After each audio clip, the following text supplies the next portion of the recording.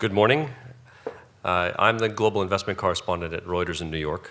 We have a terrific opportunity today to hear directly from the Abe government on the specifics for their economic policies to help lift a moribund economy onto a sustainable growth path. There have been many attempts in the past 20 years to do so, but in recent months, with the aggressive shift toward massive monetary stimulus under new Bank of Japan Governor Haruhiko Kuroda, this current plan has proven in the early stages to have gained some traction. Now we get an insider's view on what the fundamental reforms proposed for putting a solid base under the sugar shock of loose policy really means. So far, there have been big gains in stocks and a decline in the yen, notwithstanding the last month's worth of volatility. So today we have a terrific lineup of speakers. First, we'll hear from Yasutoshi Nishimura, Senior Vice Minister for Economic and Fiscal Policy at the Cabinet Office. He'll be followed by Yale University Professor Emeritus Koichi Hamada, advisor to the Prime Minister. Following their remarks, joined by Louis Alexander and Matthew Goodman, to hear their opinions about Abenomics and what I expect will be an active and very engaging panel. So first, let me welcome Yasutoshi Nishimura to the podium. While you have a biographical outline in front of you, I'll mention just this. Nishimura-san was appointed to his current role in December of last year with the responsibility for helping steer economic revitalization, economic and fiscal policy, and reforming Social Security and tax, as well as the Trans-Pacific Partnership. So it's quite a workload. Nishimura-san, the podium is yours.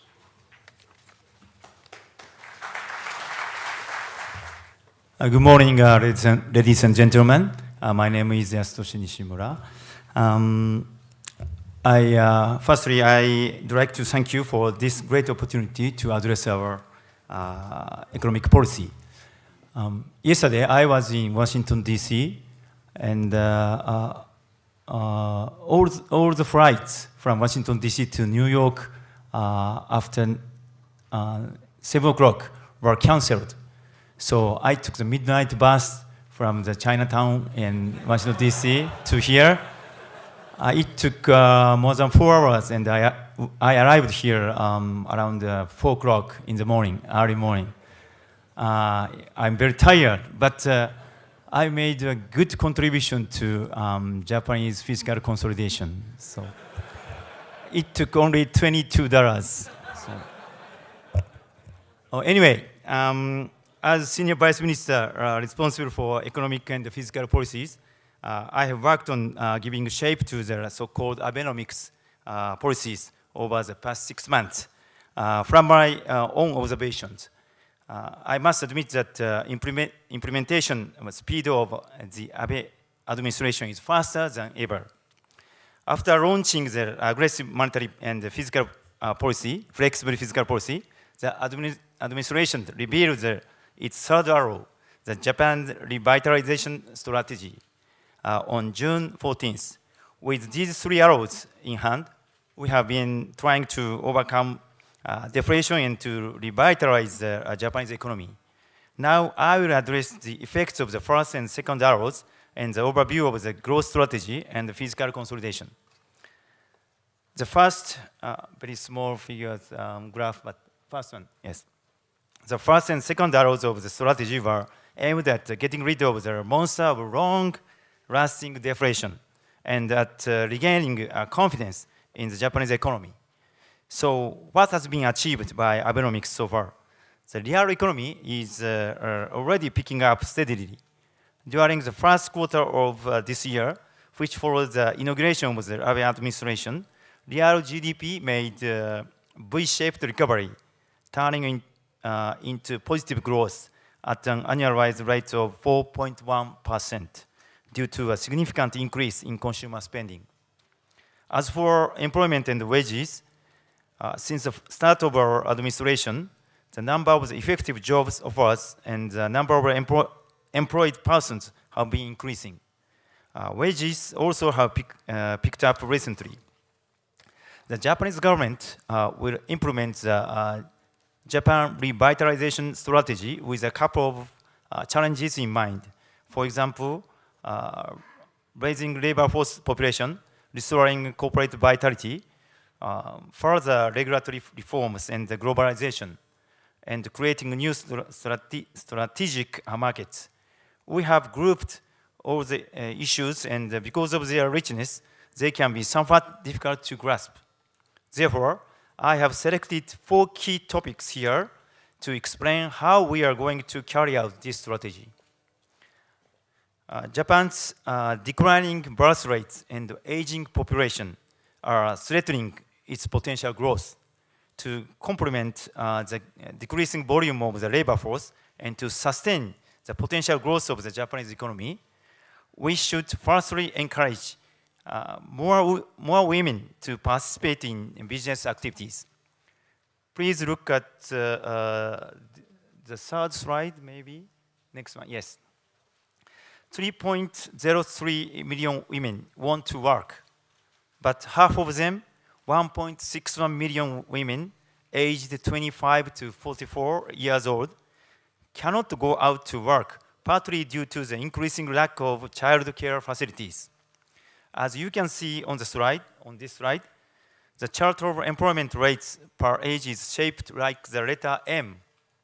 We are aiming to boost the employment rate of women from 68% to 73% by 2020.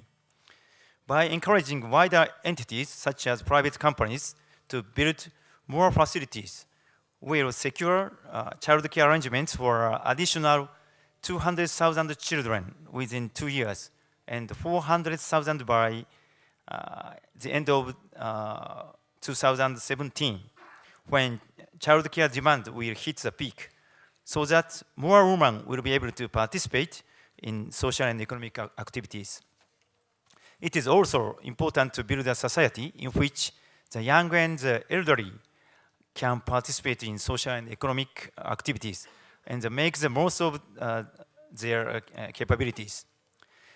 Young part-time workers have had difficulty in finding a full-time job. The public employment offices will open up its recruiting information to private companies in order to fully utilize their efficient matching function for the young. Some studies suggest that there is no direct correlation between demographic change and economic growth, and I believe the package of policies for women and the young will strengthen the growth of our economy. Please look at the next slide, this one. To create a nation where enterprises can pursue business activities most easily in the world, we must quickly develop a favorable business environment which attracts foreign companies to Japan. We have decided to introduce the National Strategic Special Zone in order to implement further deregulations and also to make a significant impact on economic growth. Deregulations has been discussed and partly implemented, but a further acceleration of globalization is a must. The working group for the special zones is now considering a couple of projects. One of them is to make Tokyo a leading international financial center, accompanied by the introduction of medical care services for foreign clients and the international schools. Another is the Advanced Medical Care Center with strongly related deregulations. The working group will complete its consideration of areas and projects by the end of August, and a new council will be established to decide on projects. Our goal is to strengthen Japan's international competitiveness as a business hub in terms of ranking of easiness to do businesses. We are aiming to have Japan within top 3 among OECD nations. And for the Global Power City Index, we'll bring Tokyo up to the top 3. In addition, globalization requires us to improve conditions in order to accept a larger number of highly skilled foreign workers, and that's already been decided. We have also decided to relax visa requirements for ASEAN people to enter Japan, and that will be enacted on July 1st. Please look at the next slide. In order to enhance the competitiveness of Japanese industries, we have to quickly resolve problems such as over-regulation, over-competition, and under-investment in Japan, so that we can make Japanese industries more active in the world market. We will build frameworks and tax incentives to speed up the restructuring of industries to help companies become proactive so that they can restructure themselves. To increase fund supplies for venture business, we'll revise the existing angel tax system to make it more user-friendly. The package of policies also contains a big shift of employment support measures to facilitate the transfer of labor forces from ailing industries to new startup businesses. Although tax frameworks are usually discussed during winter in Japan, we will start the discussion for relaxed related tax incentives this autumn, much earlier than usual. We will submit a new bill called the Industry Competitiveness Enhancement Bill to Parliament at the same time.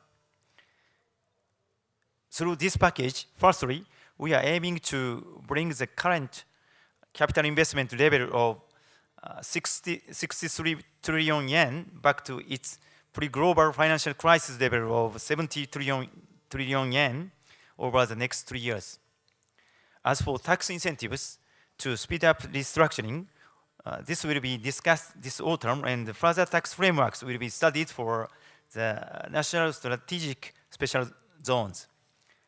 I'd like to stress the fact that in 2015, when the special reconstruction tax empires, the effective corporate tax rate in Japan will be reduced by 5% to around 35%.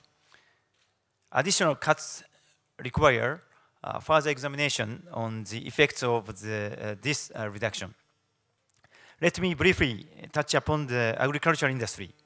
We'll establish a redistribution scheme of Japan's scattered farmlands to be aggregated, utilizing public intermediary institutions and allowing more private companies to lease farmlands to enter the industry.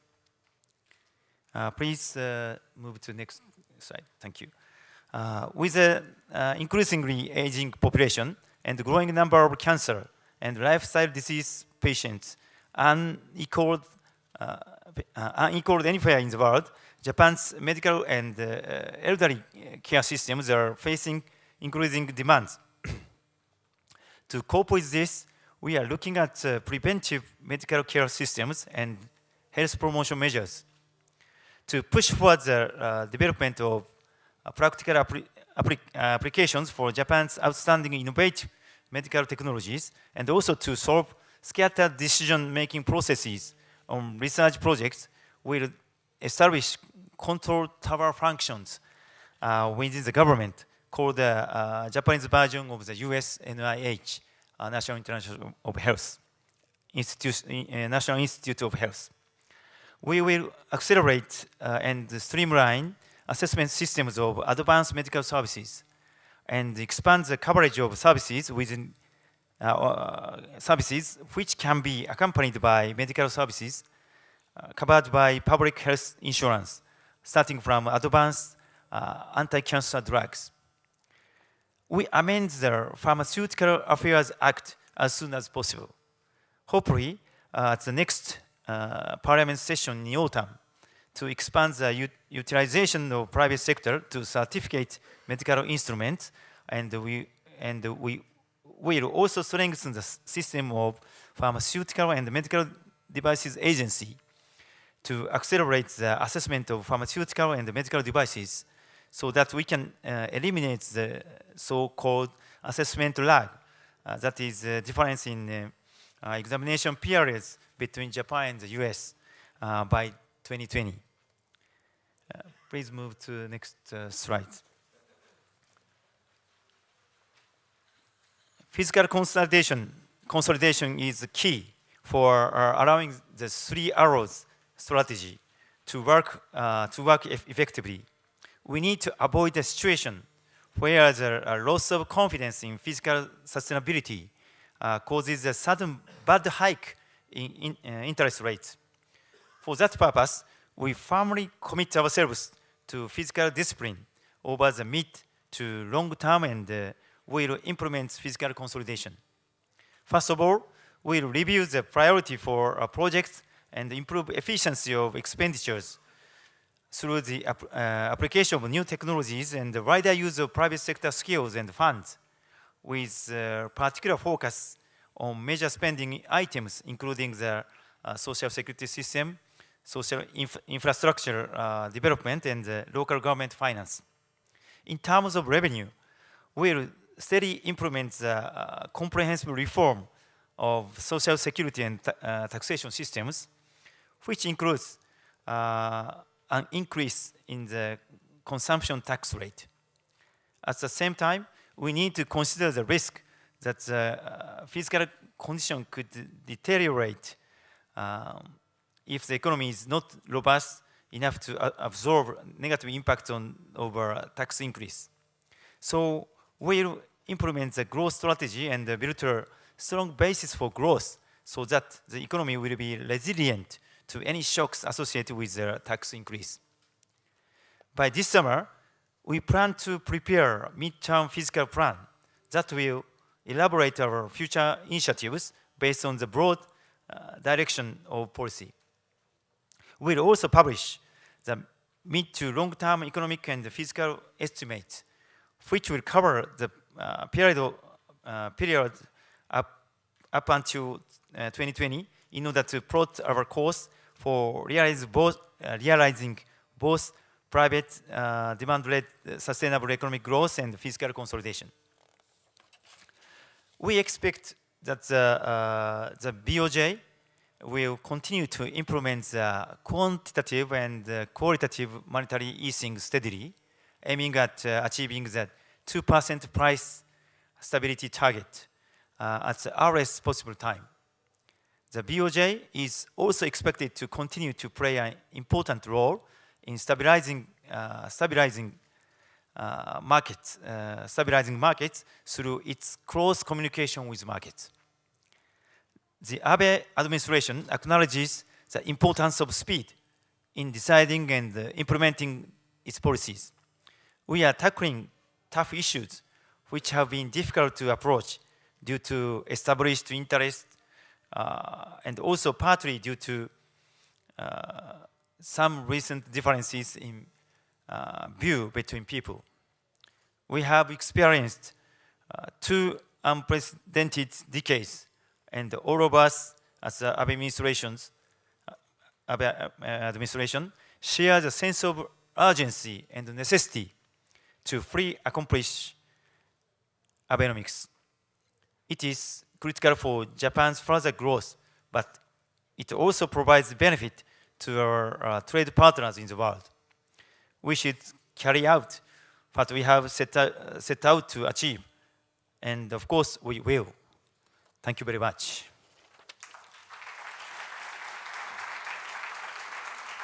Koichi Hamada is Professor Emeritus of Economics at Yale University. He's our next speaker, an eminent economist who developed game theory studies of international monetary relations. He was appointed as one of two advisors to the Prime Minister in December, following the LDP's landslide victory in the lower house elections. Professor? On this occasion, I would like to thank especially Motoatsu Sakurai and Japan Foundation. 1 year ago or so, I was criticizing the Bank of Japan's monetary policy and very unpopular among economists and media people. So very few people listened to me. Vice Minister Mr. Nishimura, who gave wonderful overview of the third arrow, was one of the very few congressmen who kindly and seriously listened to the necessity of using monetary policy at that time. But Mr. Sakurai kindly invited me to talk to the audience here, and that was probably the first of my presentation in the mainstream in the United States. I am impressed with Mr. Abe's speech in London a few weeks ago, and my speech today is in congruence with his general idea. But I would like to disclaim that the detail of my policy proposals are not necessarily the present stance of the Japanese cabinet, because my speech contains some parts that I would like to propose to the Prime Minister later in this year. Next, 3 arrows, please. Mr. Mori, very influential daimyo in Chugoku districts, had 3 sons, and he gave each of his 3 sons an arrow and asked to break the arrow. It was easily done. But when he bound 3 arrows into a solid one, then and asked sons to break it, it was very difficult to break. This was the old story, emphasizing the need of cooperations among families or in a group.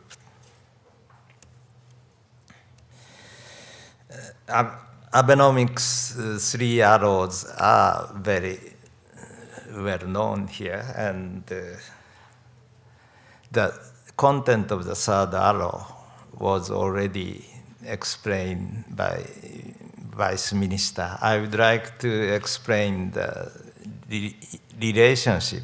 It's not like the old story of parallel 3 arrows, but the relationship between the 3 arrows is important. First graphic slide, and second graph. Oh, yes, this, please stay here. This is a usual GDP statistics of Japan. And the red line indicates the potential GDP that Japanese economy can produce with its full effort. The dip, as you will see, in 2011, it was the result of the unfortunate earthquake.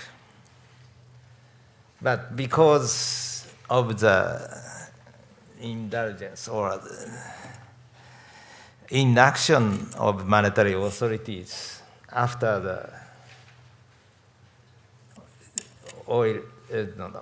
Lehman crisis at the end of 2008, Japanese productive facilities are terribly, grossly underused.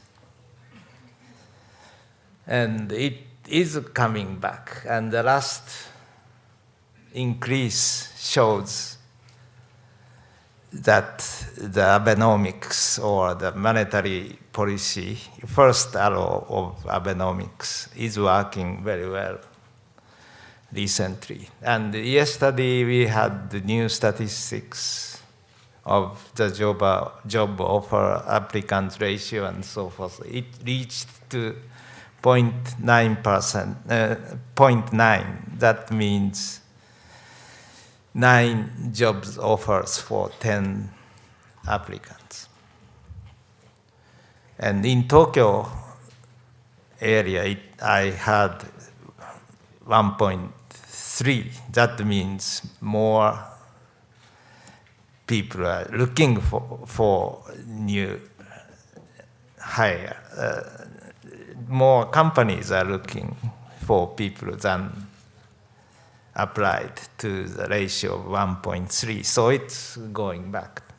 And the important thing is the first arrow is all about these blue lines, how Japanese economy is operating. The third arrow is about the red lines, how we can increase the productive capacities. And the second figure shows the employment statistics. Unemployment rate is coming down steadily, and the red line now it's 7.75 or so, reached 0.9 by the last statistics. So the feel of the recovery, not through the stock market, but through the employment output, those flows market, or in real terms, is evident now. And I am very fortunate today to address you when stock market is recovering in Tokyo and so forth. So we have at least some sunlight in this rainy season of stock market. So the monetary policy, please return to the chart before. Monetary policy can, please to the second or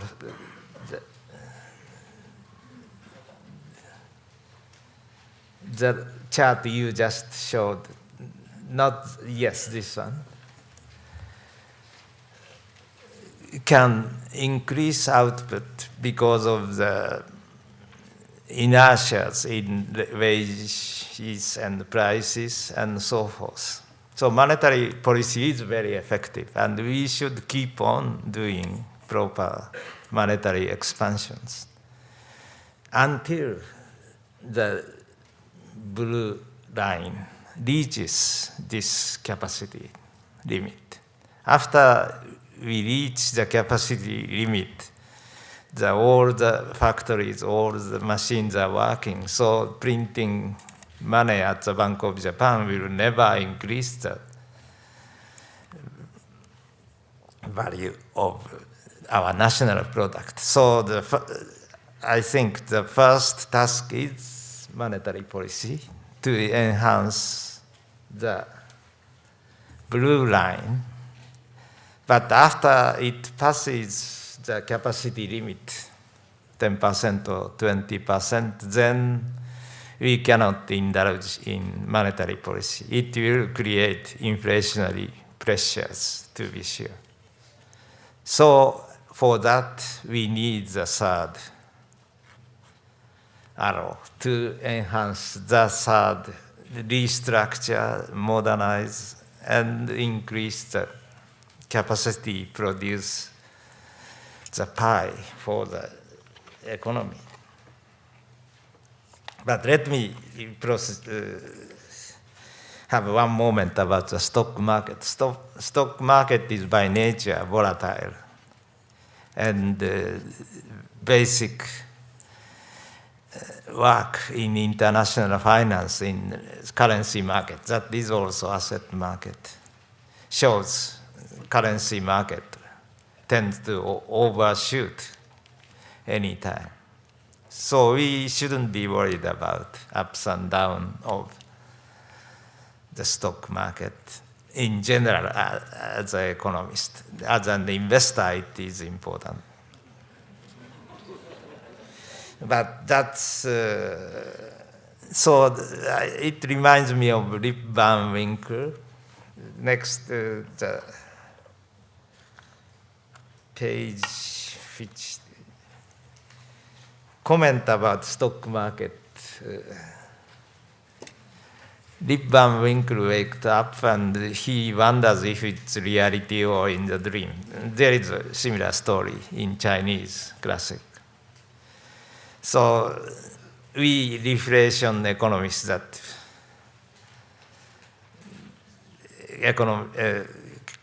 stock market rise and economic growth during the 9 months, that's the longest in the near several years of gaining market throughout, was an exception, but that was the reality we think. Then critics of deflation economists says that 2 or 3 weeks of wiping the profit about 1/3 or 30% is a reality. So we don't know which is the reality, which is a dream.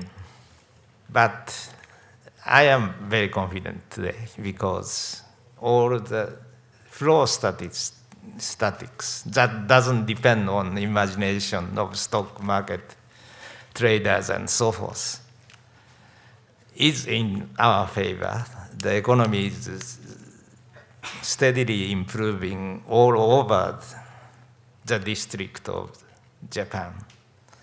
So I think the reality is on the promising direction, in the promising directions. Next.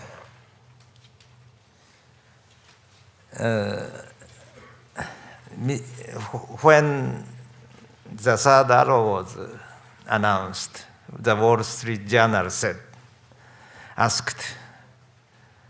it said it's a hodgepodge of everything and so forth. And there was, I cannot deny, there was so many things, results of compromises between politicians made the text very complicated. But Abe's, Premier Abe's speech in London sort of cleared the mist that we have many substantial points to make, and we are planning seriously. A few days ago, I was fortunate to meet Professor Larry Summers and Susan Farr. Susan Farr is a noted Japanese political scientist, a sort of distant successor of Edwin Reischauer. And she jumped in to ask to me, she said, I am a feminist, so women is very important. But is there any concrete measures like allowing more immigrants to facilitate the child care of Japanese women? That kind of concrete measures were not well found in the text. And I felt the same feeling, but when I talked to the cabinet office people, then they said, there are already, Mr. Nishimura already mentioned, there are various concrete real spending and reforms in order to achieve women's participation more and so forth. So it is misunderstood in some way, but think we need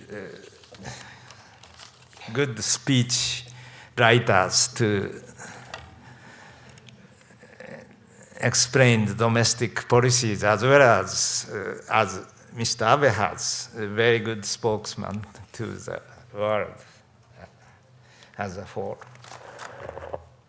And but the third arrow is very hard to achieve. Japanese sentiment that the government can do everything says if government comes in, then it will do some magic that growth capacity will increase. But the productivity does not increase until private sectors really toil and achieve efficiency gain.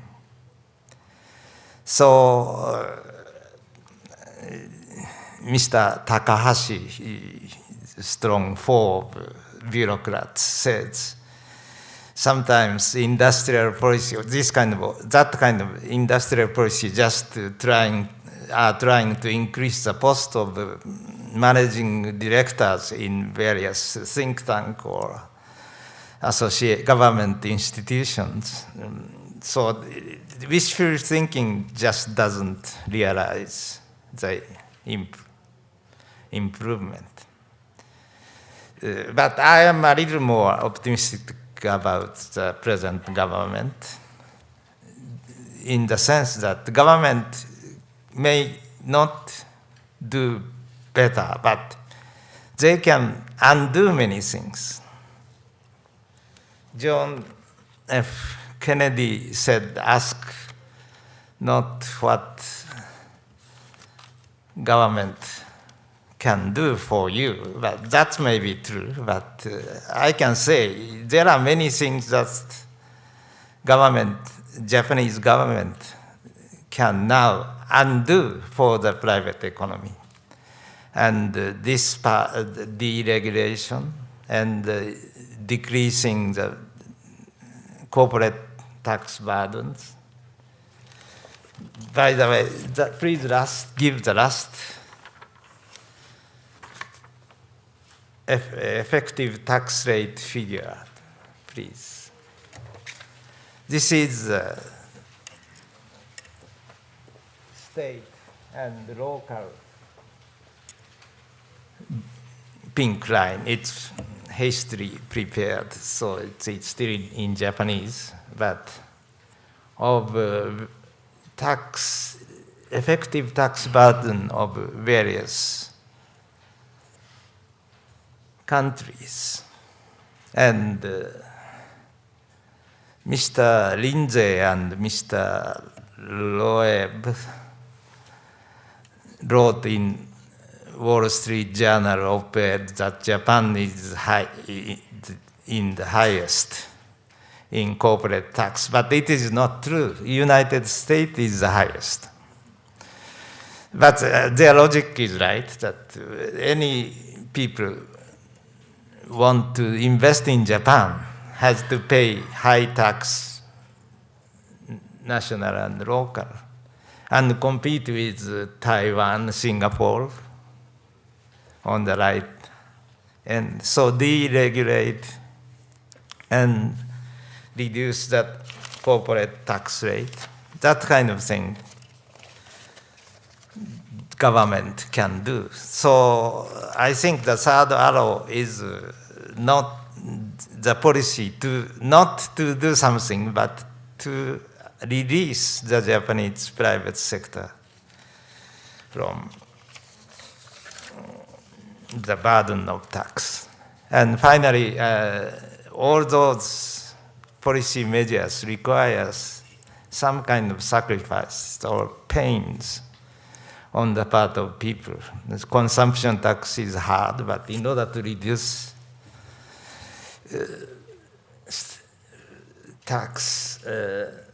corporate taxes, we have to rely on some other things. And deregulation is hard for bureaucrats who enjoyed the position to control more. social security number may be difficult for some politicians who could hide their incomes and so forth. So we have to ask sacrifices from each participant. But it needs political clout to do that. And Mr. Abe already showed he has the capacity to do that. The last but one slide, please. Before that,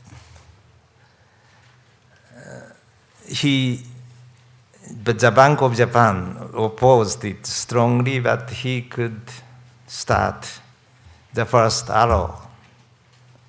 He could sneak, I shouldn't say, very smoothly introduce the TPP in spite of possible political.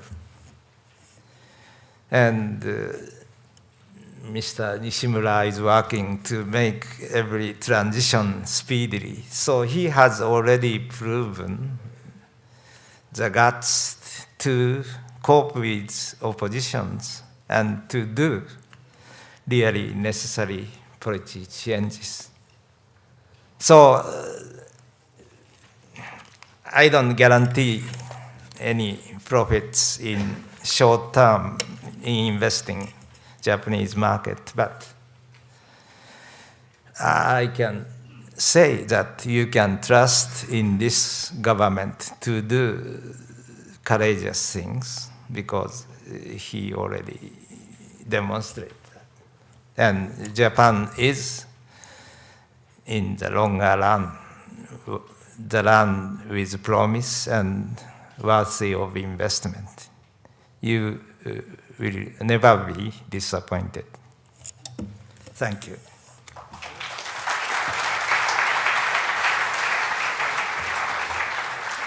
First thing I would say is Abenomics is off to a very good start.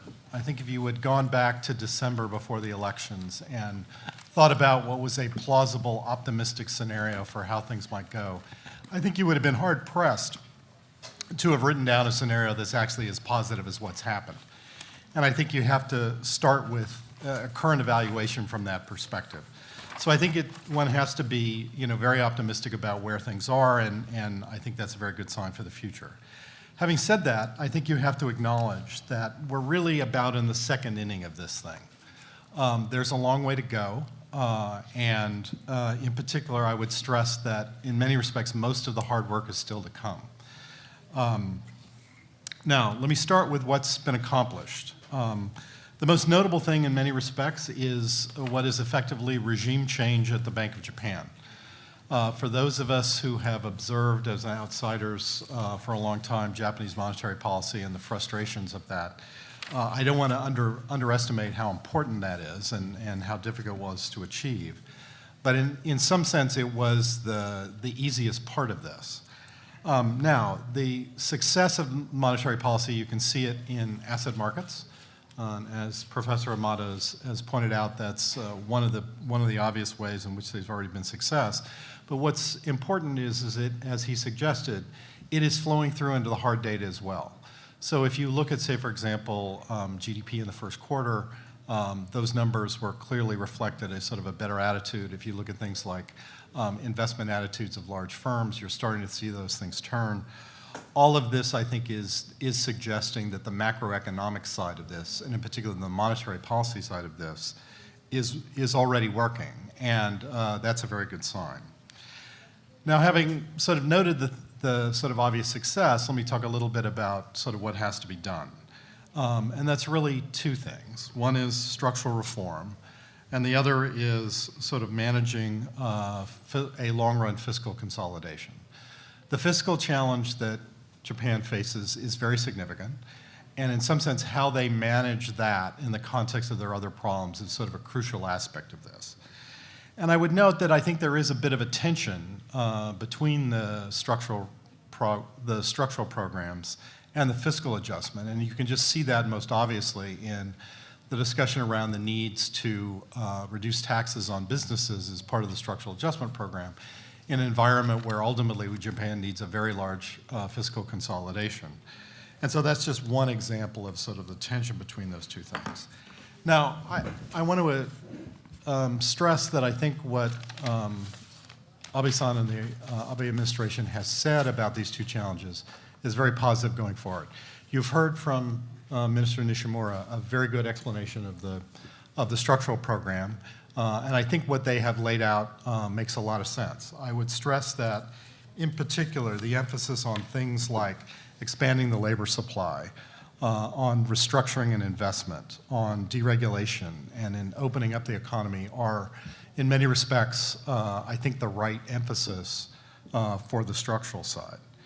And I think in terms of what the Abe administration has said about fiscal policy makes sense as well, which is essentially what I think they're trying to do is to balance the needs of, number one, not having an immediate fiscal contraction, and in fact providing some additional stimulus in the very near term with the longer run need for adjustment over the long term.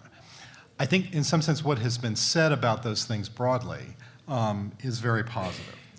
Now, any economist, I think, could look at the breadth of the program that's been laid out that's in the third arrow and quibble about the details. And I could certainly argue that if I were sitting here as a sort of a philosopher king and sort of drawing out my ideal program, I wouldn't necessarily have done it in exactly the way that they've done. But to be perfectly honest, I don't think that's what's really important. What's really important, as Professor Hamada, I think, indicated at the end, is how this is going to be implemented as a practical way going forward. As somebody who's spent roughly half my career in Washington, I can tell you the easy part about doing policy is figuring out what the right thing to do is. The hard part is actually getting it done. And in some sense, the political skills that are going to be needed from here going forward to actually implementing these hard things is in some sense the most important ingredient here. And I would agree with the way Professor Hamada characterized it, that Prime Minister Abe has shown tremendous political skills, and that is what is going to be ultimately important. So I think looking at how this is going to go, the critical period is, I think, very much ahead. We're going to have upper house elections next month. I think all expectations are that the government will prevail in those elections. And then the government is going to face a bunch of hard choices in terms of both what to do on the structural side and what to do on fiscal policy. There are tough decisions like what to do about the consumption tax in 2014, as well as what to actually implement on all the structural side, that will ultimately determine how the success of this program. I'm optimistic, in part because of what's already been achieved. But I do, sort of want to stress that I think we are in the early stages of this, and there's sort of a long way to go to see how this is ultimately going to turn out. Thank you. Thanks very much. Matthew? Thank you, Daniel. Thanks to the Japan Society. It's nice to be back here, and it's nice to see a room full when the topic is the Japanese economy. That hasn't always been true for the last 20 years, so it's terrific that there's so much interest in this topic. Okay, I think everything has been said, so I'm just going to emphasize a few points. I mean, there's a spectrum of opinion about Abenomics that ranges from the kind of cynical, which is that all this is about is weakening the yen and otherwise helping Japanese corporations to become more profitable, or another theory is, on the cynical end of the spectrum, is that it's just designed to give a boost to the economy so that it justifies the increase in the consumption tax hike, which is what the finance ministry really wants. Then there's a sort of skeptical part of the spectrum in which people sort of want to believe in Abenomics, but are worried because there have been many plans and many strategies kind of like this, broadly like this, that have been tried over the last 20 years that have not succeeded for one reason or another. And also because, frankly, structural reform, as several speakers have said, is hard.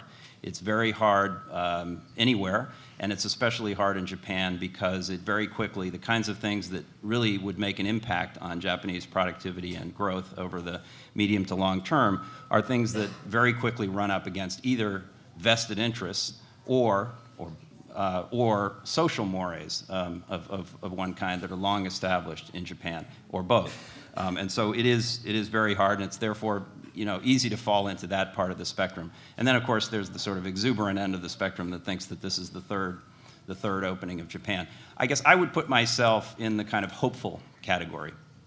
I think that Abenomics is different from previous efforts like this, and I would include Koizumi's reforms, in three respects. First of all, it is comprehensive. As Professor Hamada in particular explained, the interrelationship of the three arrows is critical. Both the macro elements, monetary easing and fiscal flexibility, and the structural reform, all of those things need to be done. Not any one of them is not going to be sufficient for the longer term objective of productivity and growth.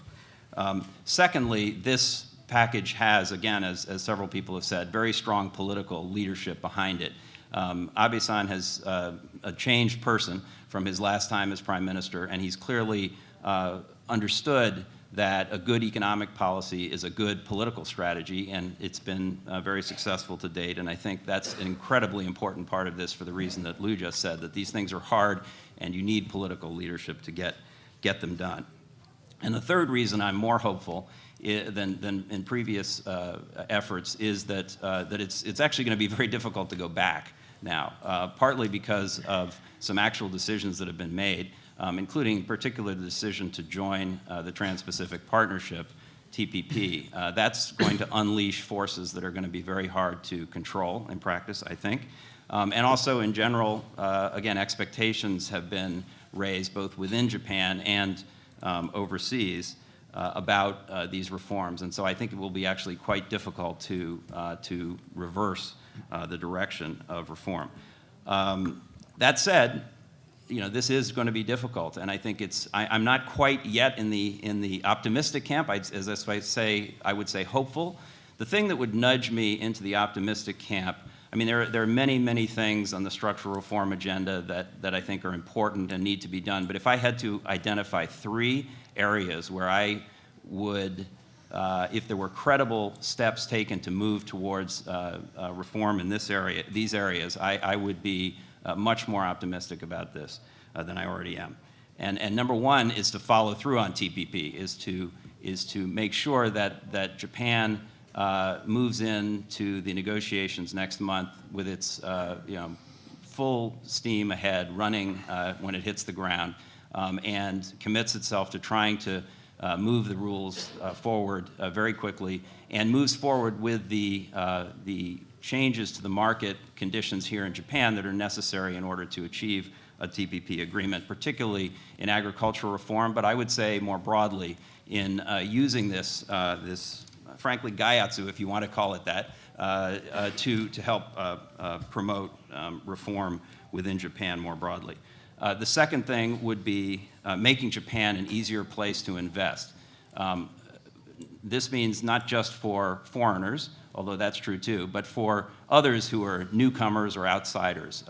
Japan, for all the reasons that people, I think, understand and know, is a difficult place to invest.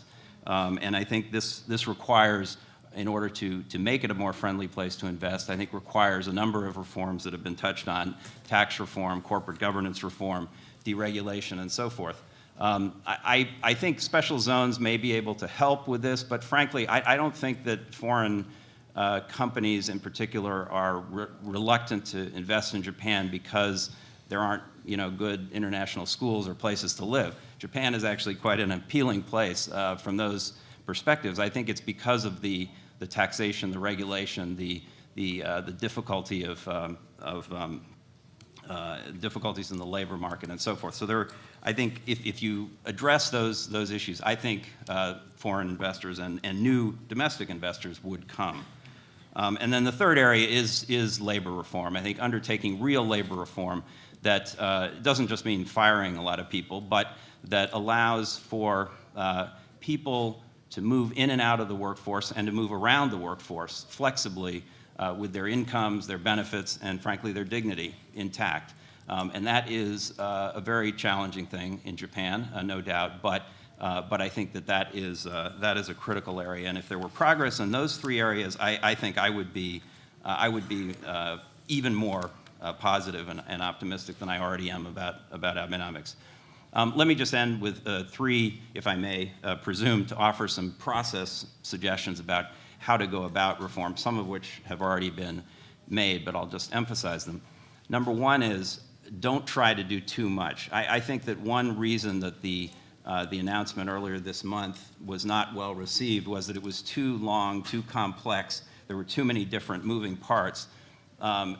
That was as challenging as the lack of specificity. It was just it was confusing to know exactly what the purpose of this was and what direction it was headed. So I would suggest, as Vice Minister Nishimura did this morning, to pick 3 or 4 areas of focus, to identify some medium-term objectives in those areas, and then to find a few concrete first steps to move towards those objectives that are difficult, but not so difficult as to be impossible to implement, and that people can see there's a direct connection between that concrete step and the ultimate objective in that area.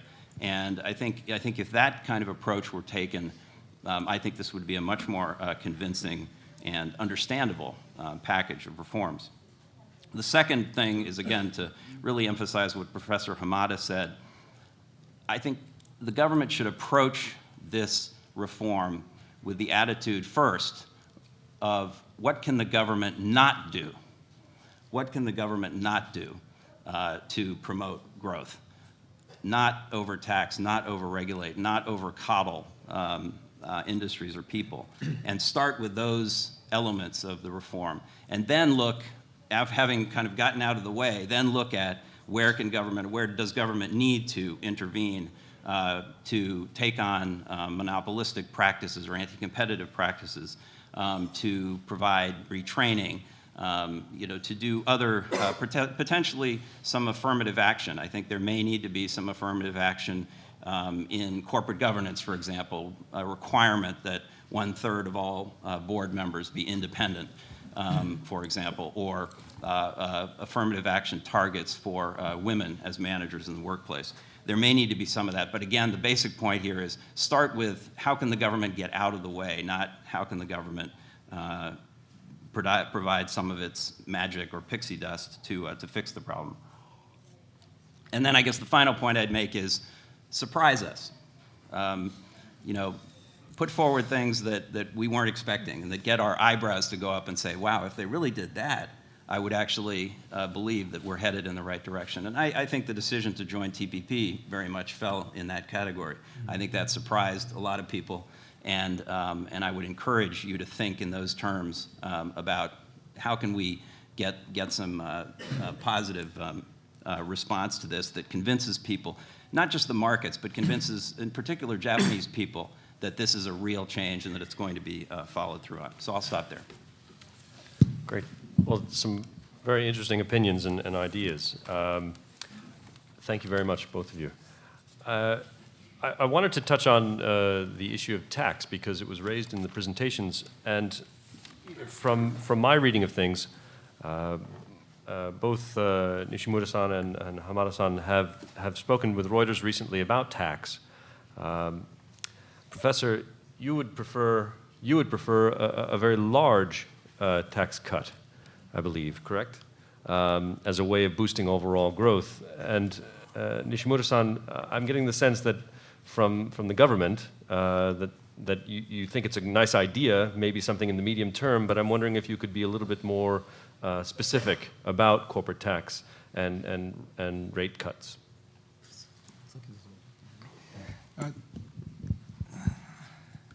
I was raised in liberal generations, so I don't want to be criticized to be a friend of large firms and so forth. But as long as the tax competition is very severe, as you have seen, if not talking about Bahama and so forth. I think it is the general direction for the corporate tax and effective burden to be decreased in the intermediate future. For that to compensate, probably or definitely Japan would rely on some increase in consumption tax. That is already in Japan right now very low. Having said that, we have to balance the tax revenue from between two factors. One is the tax rate that Minister of Finance would like to raise, probably to increase it's a symbol of their authority, so they would like to increase the tax rate itself, regardless of whether it increases the revenue itself. But if we kill the golden goose before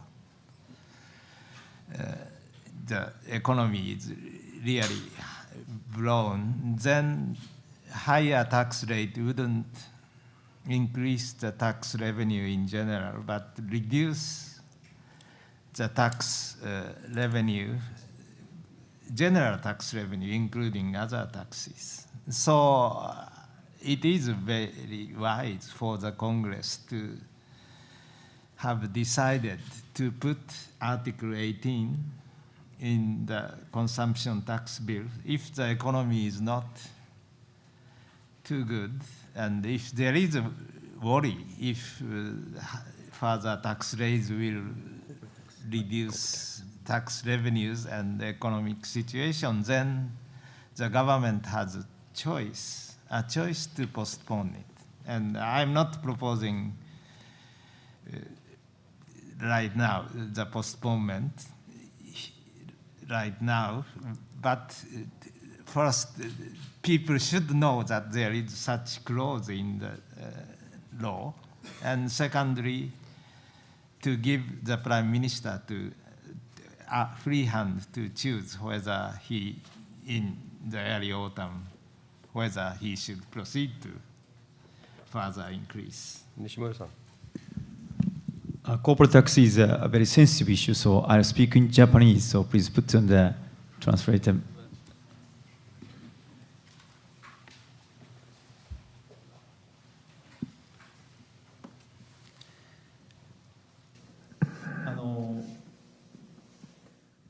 今年の秋に This fall, we are trying to implement is to reduce tax relating to investment. This is within the Japanese economic structure. When we look at the number of companies or excessive facilities, we are trying to improve this structure. And so we're trying to reduce tax for the investment necessary to streamline or simplify this structure. So that's number one. Now, I touched upon briefly earlier that, as Professor Hamada touched upon, this corporate tax rate, or excluding United States, or Japan and U.S. are very high. In the United States, the energy cost is coming down, one with the shale gas potential. Of course, the corporate tax alone is not going to decide the outlook. However, when we look at foreign companies and when they try to decide where to establish their production site, of course, the corporate tax rate will become one of the big factors. So Japan should bring it down to below 30% in mid to long term, and that's something that we really like to continue discussing. Now, for the time being, we want to target and try to increase the metabolism of the Japanese economy. We want to reduce the tax on investment. And, of course, this extra corporate tax, which was to allocate for the reconstruction from the earthquake, and that's going to expire. So we really have to figure out how the economy is going to grow and how this revenue is going to go up. So we really have to watch that in mid to long term. As Professor Hamada pointed out, there's a corporate tax portion from the regional government and is high, and also it is not evenly distributed. It's more concentrated in the urban area and less so in the regional area. So in the future, we would like to do away with those regional corporate tax, and we should probably introduce regional consumption tax, and that should equalize the current sort of imbalance. Thank you. So I know that we're running, short on time, and I wanted to make sure with the packed house that everybody here at least has an opportunity to ask some questions. So we have microphones in the room. I just say that if you ask a question, make it a question, not a statement, and that you identify yourself and to keep it short. Thanks very much. So we have several questions. I have a question right in the middle, and then we're going to take maybe two questions at a time. So this gentleman in the middle, and then this gentleman right here, and then I'm going to go to the other side of the room. Good morning, Daniel Arbus from Perella Weinberg Partners, Zirion Fund. It's a privilege to be here, and thank you very much for your remarks. I wanted to ask Nishimura-san about the topic of constitutional reform, which we have not heard about this morning. To what extent do we, as investors who are interested in Abenomics, need to be concerned that the administration's attention is going to be focused initially after the election on the topic of constitutional reform and potentially distracted from Abenomics? Okay. So, and then we'll get a second question. Hi, I'm Richard Katz. I'm with the Oriental Economist. This is a question for Hamada-sensei and Nishimura-san. One of the issues that was actually not put into the program yet but was discussed was the idea of companies being able to lay off workers. Ending some of these rules which make it very difficult. And there are an estimated 4 to 5 million lifetime, permanent employees who are considered redundant. My question is this. It seems to me one of the rigidities is this barrier to exit. But the other rigidity is the reluctance of firms to do mid-career hires. This is a whole system that's been built up since World War I, World War II. What's the path toward reabsorbing those workers? Or are we going to end up with more and more irregular workers who are paid lower wages? They're now about a third of the labor force, and therefore spend less, hurt consumer purchasing power. So while you're easing the ability to lay people off, how are you balancing that with measures to make sure that people are reemployed at good jobs, existing companies, mid-career, et cetera? Great. So do you want to address the first question, and then you can both address the second question? I speak also in Japanese. Allow me to speak in Japanese again. Regarding the reform of Constitution.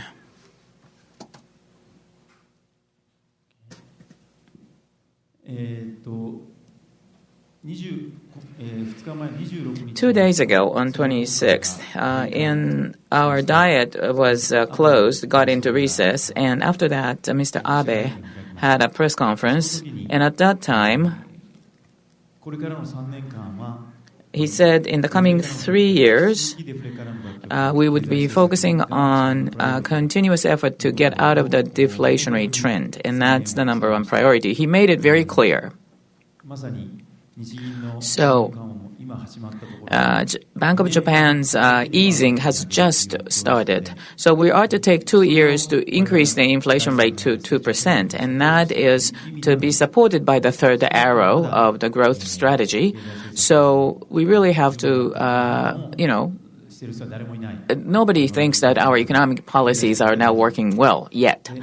And we believe that it's extremely important to focus on that. We will be calling for a extraordinary session for the diet, and Mr. Abe is saying that this is the diet session for the economic growth. So this economic growth is continue to be very important.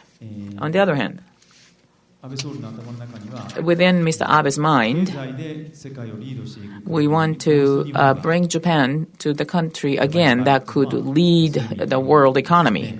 That's, Japan's coming back. And Japan would like to resume the position to lead the world economy again. But also in the area of security, in the peace building in the global scheme, there is much room for Japan to do, or much room for Japan to contribute. I think that's within Mr. Abe's mind. Therefore, as a challenge in the future, we need to look at the possibility of reforming the constitution so that Japan can play a certain role in the peace building or maintenance of the peace and security in the world. And I think that's how Mr. Abe feels, and we share that with him. However, at this time, the reforming the constitution, more than 50% of the Japanese people are very, very cautious about it. So we have to carry on this discussion to make the understanding on the part of the Japanese public get deepened. But I don't think we will go right into the reforming the constitution quickly. However, the extent where the self-defense forces can really help overseas is, for instance, in the Somalia, in the Strait, try to protect all the merchant ships, not just the Japanese merchant ships. And we would like to carry out this kind of activities. For example, the usage of the weapon shouldn't be just limited to the extent that self-defense forces people can protect themselves, but possibly they could use the weapons to protect other private people or other countries' military power. So those are the things that we could probably do by adjusting our laws, but constitutional reform isn't that simple. It's not that easy. So let me repeat. We are really focused on the economic reform so that we could become in a position to lead the world economy once again. And that's the first priority in the upcoming Diet session in the fall. Professor, the question regarding the laying off of workers and the rehiring and what kind of programs should the government be considering? Yes, I agree in general to Mr. Katz that direction of the reform should not be to preserve the old Japanese rigid employment system, but to make it more fluid. If a person is unemployed in middle ages, he or she will find better, some good position to use his skill and experiences. But its process is difficult, and it's just started. And I am not advising at all about defense issues, but just I would like to tell the American audience that the presidents of this country who contributed to the most to the peace of the country or to the world were like Richard Nixon and Ronald Reagan, who wasn't very pacifist-oriented. So you may hope, and I may hope, that Mr. Abe can construct a peaceful world order, not because of his reconciliatory positions, but his firm belief to the peace and the safety of Japanese people. I'll make a quick comment about the labor reform in Japanese.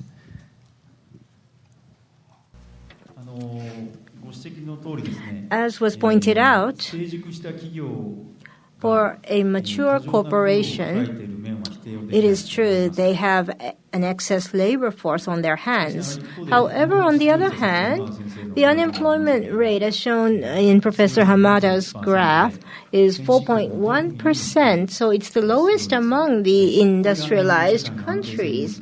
This has led, in a way, to the stability in Japanese society. So in our growth strategy, what we envision is to take people from these mature industries and shift them to these growth industries.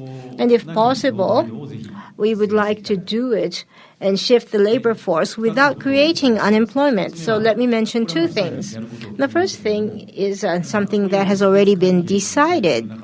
We have the special labor accounting. In order to maintain the labor force for the growth industries, they need to provide training programs.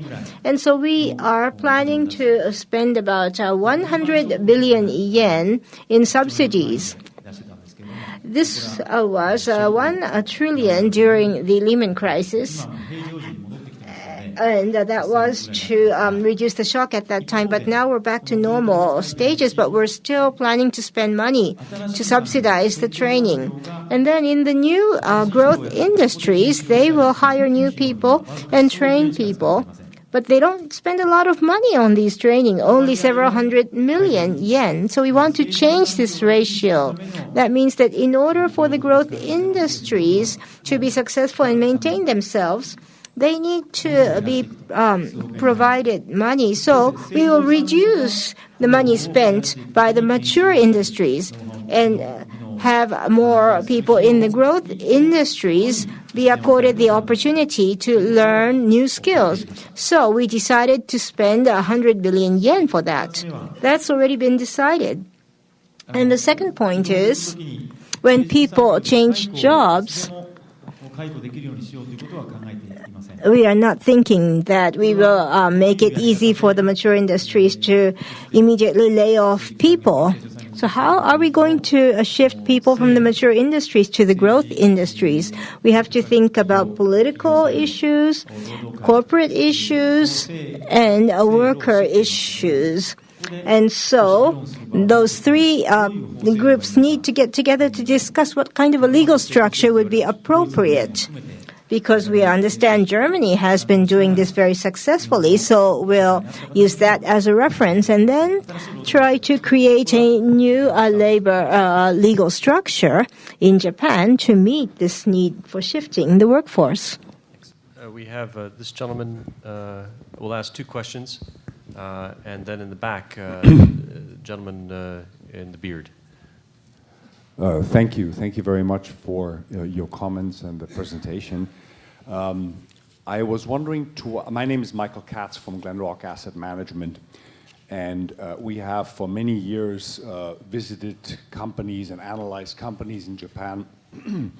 And one phenomenon really stands out on an international scale, and that is the enormous amount of cash and cash-like securities that are locked up on Japanese balance sheets. By many standards, hugely more than is necessary. And going beyond that, a huge part of the national wealth is essentially frozen unproductively in corporate balance sheets. For all sorts of reasons, perhaps managers feel more secure. This ties right into the subject of corporate governance. So to the extent that the third arrow addresses corporate governance issue, what specifically are you intending to do to make the corporate governance more competitive, as in either allow takeovers, for example?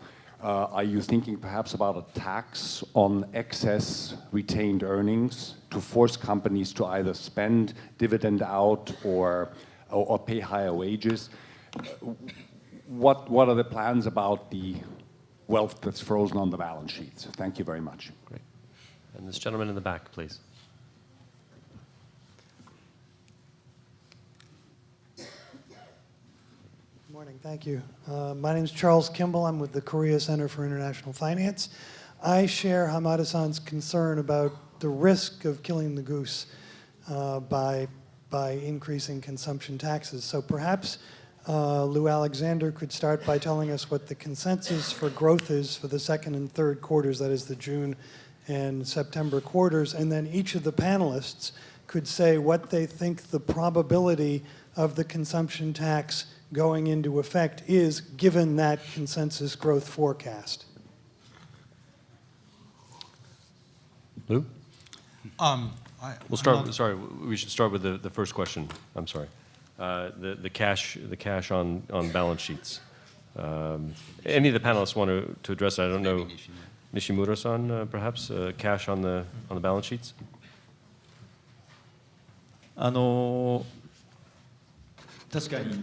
Well, it's true that many corporations have a lot of retained earnings and cash on their balance sheet. So we're always thinking about how we can get them to use that cash. Up until now, the Japanese economy's direction was very unclear and people were reluctant to invest.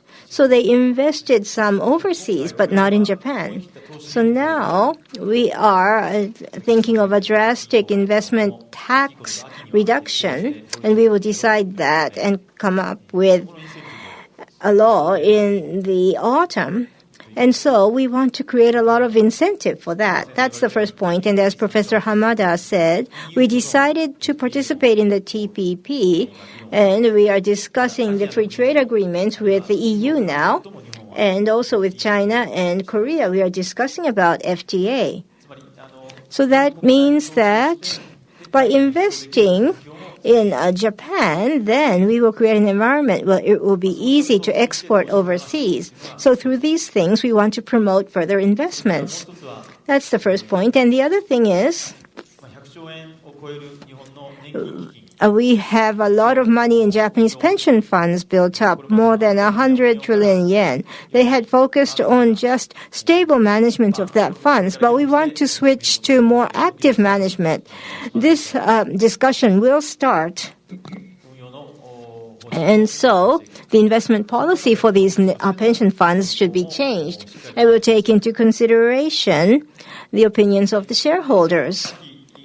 At any rate, in the new law to strengthen enhance competitiveness that will be introduced in the Diet session in the fall, we will have a further, promotion for investment and then doing away with the old facilities. And so, as Professor Hamada mentioned, we will not go back to the old Japanese industrial policy where the government just directs company A and company B to merge, but rather we will have the private sector take the lead to decide company A and company B's merger, and the government will just facilitate that. And so that the reorganization will be done by the will of the corporations or taking into consideration the wishes of the shareholders. That kind of environment is what we want to create. So we have made a policy for having companies mandatory hiring of external directors, and then Prime Minister Abe to the economic community has said, please, at the minimum, have one female director. That was a request made from the Prime Minister. And the Abe cabinet and the LDP people have agreed to that. And so this time, in the government cabinet change in personnel, we have new vice ministers who are women. So the government is taking the lead in giving women more opportunity. So the Abe administration is working to do away with the old practices. Thank you. Lou? To be perfectly honest, I don't know exactly what the consensus is. What I would say is our forecasts are based on the assumption that the consumption tax is implemented as scheduled, and it does have a big impact on growth. I can tell you as I talk to investors about this subject, it is a very active question. I think most people, have it as not a full probability of going into effect, and it is something that is sort of very much on people's minds. So I think it is one of those things where if you look at how asset markets are pricing these things at this point, I think they're clearly not assuming full 100% probability that it goes into as scheduled. Can I just Yeah, add please. one word on that? I think the consumption tax will be increased next spring, not with 100% certainty, but I would say, with a substantial confidence level in my own mind. When I was financial attaché last time Japan raised its consumption tax, growth spiked very sharply in the 2 quarters prior to the consumption tax increase, and then plummeted in the quarter after the tax was raised. And I would suspect that something similar is going to happen this time around. When was that? Which, 1997, April 1997. Not a great precedent. And so what the lesson I would draw from that is that Japan needs to brace itself for that and be ready to continue to use monetary and other fiscal tools to keep growth, prevent that sort of fiscal abyss, as we called it at the time, and meanwhile to move ahead with the structural reform program, which, although it may cause further pain in the short term, will increase confidence in growth over the medium term, and I think that's very important as well. Professor Hamada? As an advisor, I would refrain from saying prospect or estimate of what yen will be or what the law will be passed or not. But aside from that, I would add a short remark on the first question. Certainly cash or cash equivalent amounts are largely held by the Japanese corporate sector. But that is because already Vice Minister mentioned the economy is in deflation, and it is better to keep cash or cash-like equivalent, however low interest rate, in that form. So what one of the first arrow is doing is this, to create environment to release those assets by making them more attractive to invest in other assets and corporate stocks and so forth. Nishimura-san.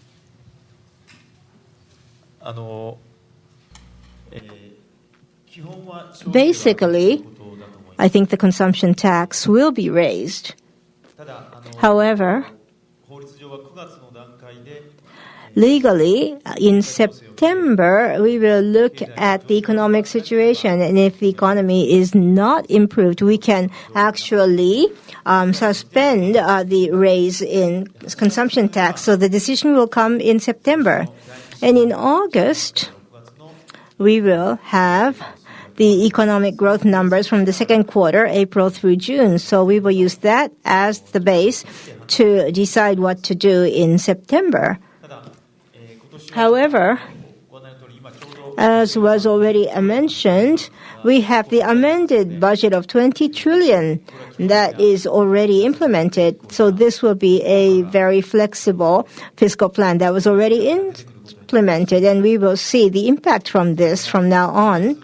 And also, the yen has weakened, and that will also have an impact.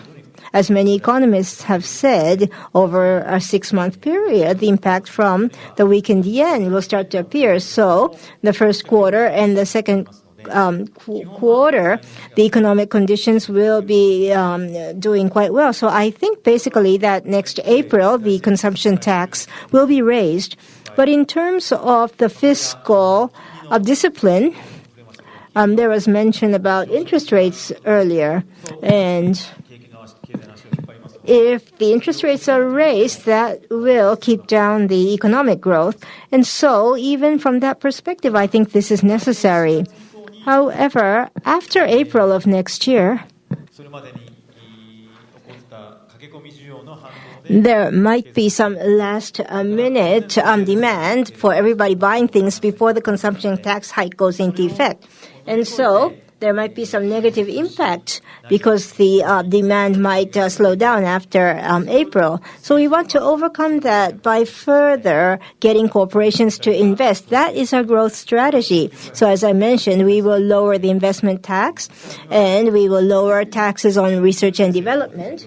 And I mentioned about the angel tax system, but individuals might become angel investors and invest in venture companies, so we will make it easier for them to do that. But maybe corporations could invest in venture capital. The large cash they have could be invested in that. Of course, they will invest in their own companies' facilities and growth, but they could also invest in other venture companies. We might be able to provide some kind of tax incentive for them to do that. That's part of the growth strategy. So we've gone over time, but we have a very enraptured audience. So I'd like to take, maybe we could take one or two more questions and see how things go, if you guys can hang out for a little while. This gentleman here, and we had another question, this gentleman here. So one here, one there. Great, thank you. This would be for Nishimura-san and Hamada-sensei. Sorry, who are you? I'm Chris Hoagland from Anchorage Capital. About industrial policy, one part of the third era was going to be entering these free trade agreements. What types of things is the government going to be doing, or is the basic policy for supporting industries that are now subject to new competitive factors and threats from other Asian producers that they never had previously? You had mentioned before that the government wouldn't say to companies, you two should go do an M&A for X, Y, or Z reason. But for very capital-intensive, cyclical sectors that never really had outside competition before, how are you preparing them for the impact of entering any of these free trade agreements? Specifically China. Okay. And we had one question from here, this side.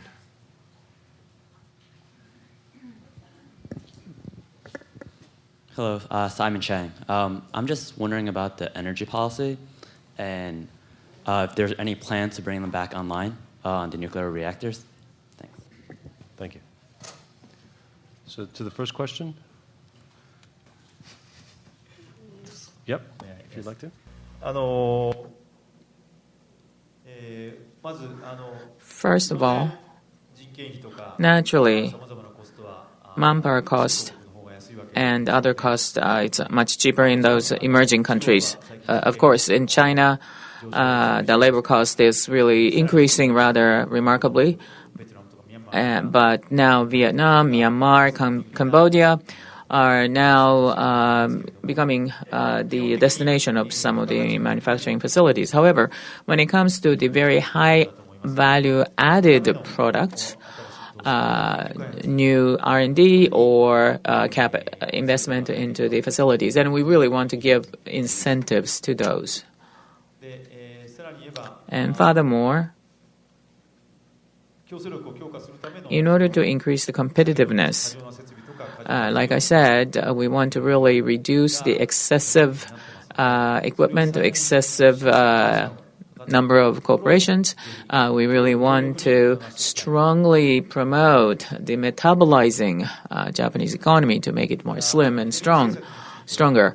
Now, with regards to the energy policy, as the basic outlook of the Abe administration, a new nuclear power standard will be decided in early July. And so we would be using that as the yardstick with regards to the operation or the resuming the operation of those currently shut down nuclear reactors. Nuclear Regulatory Commission is saying that it would take about 6 months, but we would have 3 lines or 3 parallel procedures, and they are saying that it would take up to about 6 months, but there are many of those reactors in a similar make, With regards to the confirmation of safety, the administrative executive branch cannot really say, but I hope that they would carry out their work very efficiently. Of course, most important thing is to confirm and make sure that it is safe to resume operation. But once that is done, then they should resume the operation. Well, I think with that, I'll say thank you very much to our panelists for joining us today. We've had a great discussion. Thank you for sticking around. Have a good day.